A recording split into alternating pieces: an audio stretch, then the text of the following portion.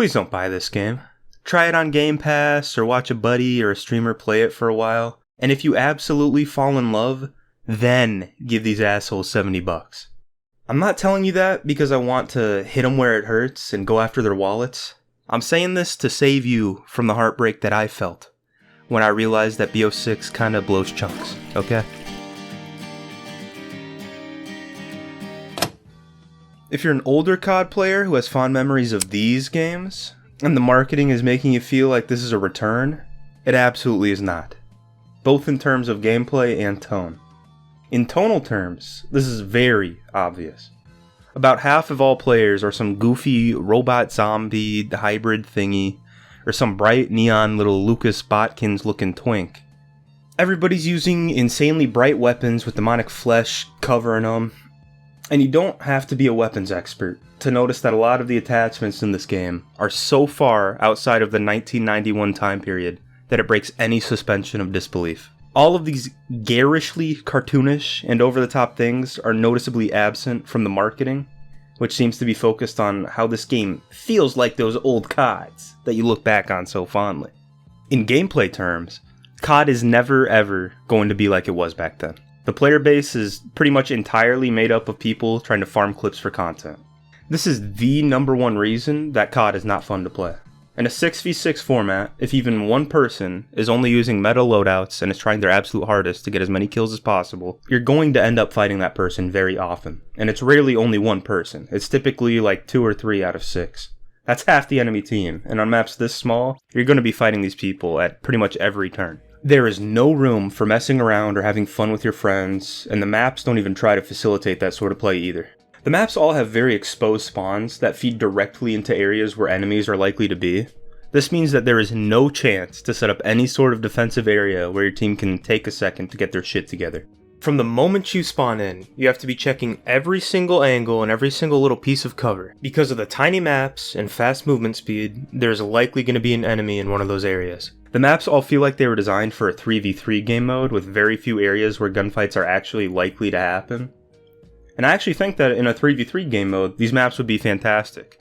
Especially with Skyline, where the architecture seems like it was all designed with the new movement in mind, unlike every other single map where it just feels like a COD map. But with 6 players to a team, and very few places to go, you always end up feeling like prey rather than a predator. When you compare this design with a game like Black Ops 2, which has both a slower movement speed and larger maps, the issue is pretty obvious. On a map like Standoff, you'll notice that there's still only a few key areas where high traffic from both teams would make gunfights likely. However, due to the larger size of the map and increased distance of the 2 spawn areas, players have much more options for how they want to move around the map. A player may choose to go to the tractor, either as a hard point to camp at or as a sneaky route on their way to get near the enemy spawn. Because there's less pressure being put on the spawn areas, players can have a little breathing room and may be able to properly defend themselves, which is still pretty unlikely in a game like COD, where you're just getting your shit pushed in constantly, dude. Thanks fucking COD, you stupid piece of shit. By the way, while I was getting footage for this video, I noticed that they added a new game mode with only 2 maps, but they're even smaller maps, and it's still a 6v6. So I'm pretty sure that this is a completely intentional design choice, that these maps are, like, tiny. I guess that works better in TikToks than any sort of strategic gameplay. Alright, now let's talk about the movement. I want to start off by saying that I actually think reintroducing dolphin diving and giving it some useful capability in gameplay, instead of just being a funny thing that you can do, is actually a great idea.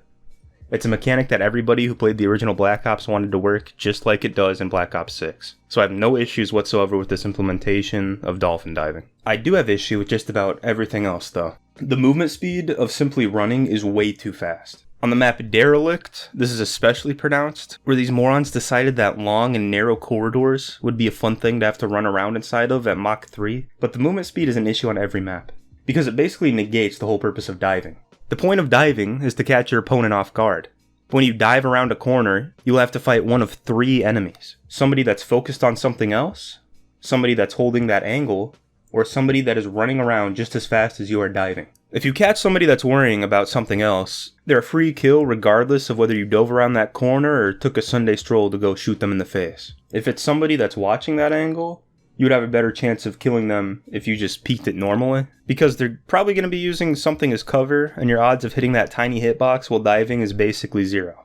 If it's somebody that's running around, you may as well take your hands off the keyboard because you are not winning that fight. Your odds of hitting that target are low enough to be legally considered gambling.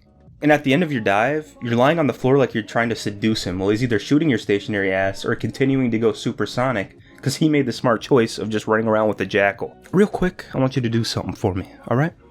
Take a look at Max Payne 3's multiplayer.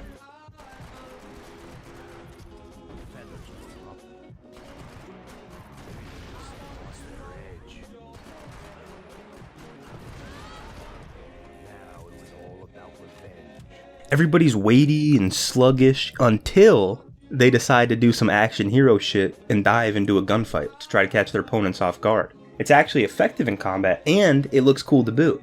In Black Ops 6 it just kinda looks cool. This entire issue is compounded by the terrible netcode. If you thought CS2 had bad peeker's advantage, you ain't seen nothing yet, alright buddy? With guns like the Jackal that give players an even higher movement speed and can melt bad guys in under half a second, you will be dying to people that were on your screen for about 5 to 10 frames, and I'm playing at 165 Hz. Another issue which compounds all of the other problems in this game is the terrible audio.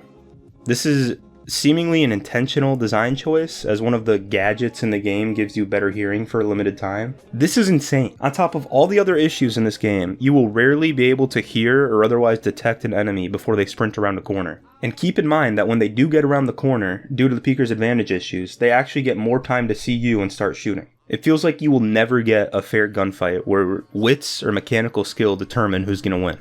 Every single corner is a crapshoot. You're either fighting a dad who has the day off work or some kid who thinks he's one montage away from becoming an influencer. Alright, and one final thing, Mr. Activision. This is not a launcher, okay?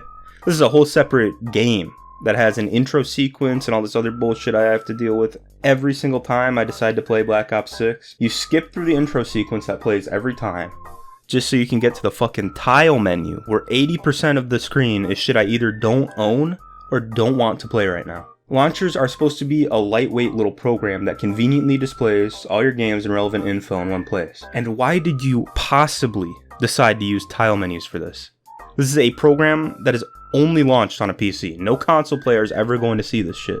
When has anybody ever wanted to be assaulted by a fucking tile menu while using a keyboard and mouse? Alright, that's everything. Please don't buy into the hype of all these social media accounts praising this game for the few good things it's introduced.